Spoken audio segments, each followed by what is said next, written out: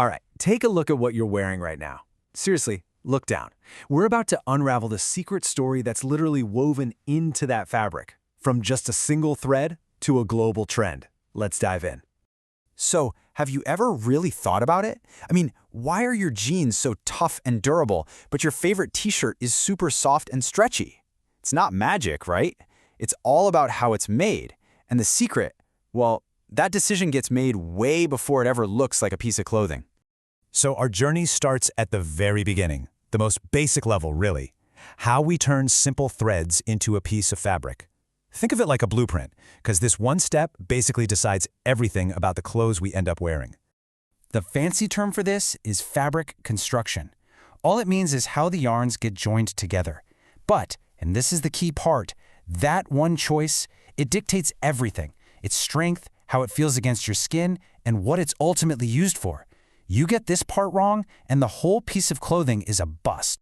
So, how is it done? Well, pretty much every single piece of fabric you own, from your socks to your jacket, falls into one of three main families: woven, knitted, or the lesser-known, non-woven.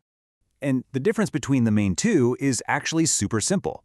Woven fabrics, they're built on a grid. You've got threads going over and under, exactly like a basket. And that structure is what makes them so strong. Knitted fabrics, on the other hand, are made from a bunch of interconnected loops, kind of like a chain. And that, right there, is where all that comfy stretch comes from. Okay, let's look closer at wovens. You've got two sets of yarn. One goes up and down, that's the warp, and the other goes side to side, that's the weft. When you weave them together, you get this really strong fabric that holds its shape. It doesn't really have much natural stretch. This is exactly why it's perfect for things like dress shirts and, yeah, your jeans. In fact, take a look at your jeans. See those little diagonal lines? That's from a special twill weave, and it's the secret sauce behind their famous toughness. Then you've got the other side of the coin, knitted fabrics. All those little interlocked loops create a material that's just naturally soft, super stretchy, and really forgiving. It moves with your body and doesn't wrinkle easily. You know that favorite t-shirt you have? The super comfy one? It's probably a jersey knit. That amazing comfort isn't an accident. It's literally built right into the loops. But wait, what about that third category, right? The non-wovens? Well, these guys are the odd ones out. They skip the whole yarn-making process completely. Instead, the fibers are just bonded together using heat or chemicals. You're probably not wearing them as a shirt, but trust me, they're everywhere. They're the unsung heroes inside face masks, filters, and even those cleaning wipes you use. So, here's a quick showdown. See? It's all about the right tool for the job. If you need something strong and structured like a dress shirt, you're going to go woven. But if you're after something with tons of stretch and comfort, like for a t-shirt, you're picking a knit. Simple as that. And if you want to put a number on it, check this out. 300 plus GSM. That stands for grams per square meter, and it's just a way to measure how heavy or dense a fabric is. That heavy-duty denim we talked about, it can be over 300 GSM, which is why it feels so substantial. Now your lightweight t-shirt, it might be less than half that number. Big difference.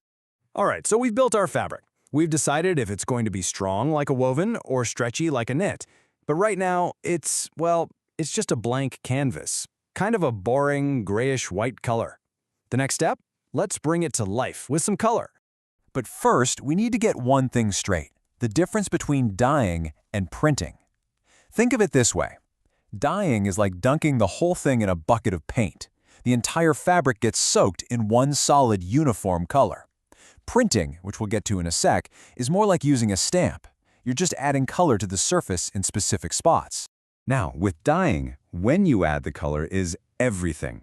It makes a huge difference. If you dye the fibers before they're even spun into yarn, you get that cool, heathered look. If you dye the yarn itself, that's how you get patterns like stripes or plaids. Most of the time, for a solid color, they just dye the whole bolt of fabric at once. But here's a little industry secret. A lot of fast fashion brands will dye the finished piece of clothing. Why? Because it lets them jump on a hot new color trend almost overnight. Okay, our fabric has its base color. Now it's time for the fun part, the artistry. This is where we add the patterns, the graphics, the things that give a piece of clothing its personality. And that, my friends, is where printing comes into play. And you know, the history of printing is pretty wild. It goes way back to ancient artists hand-carving wooden blocks to stamped designs. Then, in the 1900s, we got screen printing. Yep, That's how most of your favorite band t-shirts were made. That got supercharged with high-speed rotary printing for mass-produced stuff. And today, we have digital printing. It's literally like a giant inkjet printer for fabric, which means you can create designs with insane detail and unlimited colors. And some of the modern techniques are, wow, they're basically magic. You can add a metallic shine using foil. You can create a fuzzy, velvety texture with something called flocking. You can even use an ink that removes color to create a design. And get this, there are even inks that change color when they're exposed to light. The possibilities today are just absolutely endless. So, let's recap. We've constructed the fabric, we've colored it, we've printed on it, but we're not quite at the finish line yet. There's one last crucial stage. It's all about the final touches, the things that add those special features that make our clothes actually work for us. This final step is all about performance. Think about it.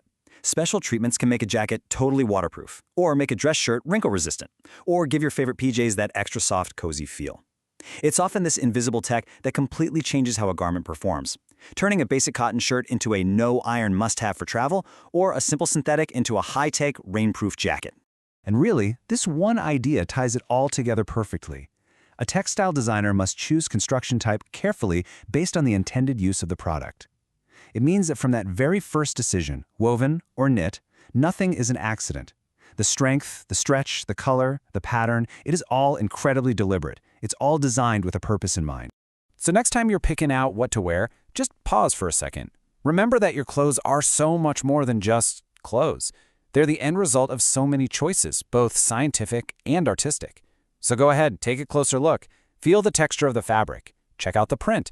What story is your fabric telling you?